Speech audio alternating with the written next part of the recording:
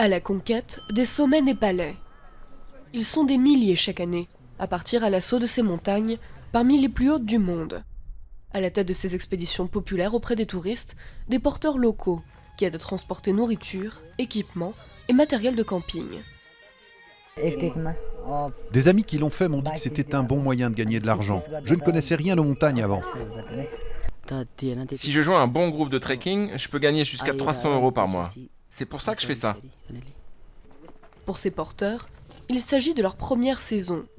Comme eux, un nombre croissant de jeunes inexpérimentés s'improvisent porteurs, au risque de mettre en danger leur sécurité et celle de leurs clients. Ils ne savent pas comment porter les choses en toute sécurité, ils ne connaissent rien à l'altitude, n'ont pas de vêtements pour la montagne, ni de chaussures adaptées. Toutes ces choses s'additionnent et ça donne des porteurs très malheureux, très mal équipés qui risquent de tomber malades, de se blesser. Et ce n'est pas bon pour eux, ni pour les clients. Ce n'est pas bon du tout pour l'industrie du trekking.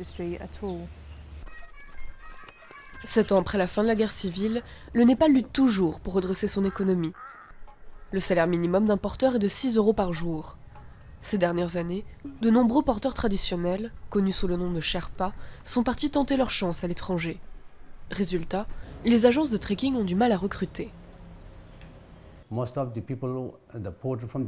La plupart des gens, des porteurs traditionnels ici, vont au Moyen-Orient.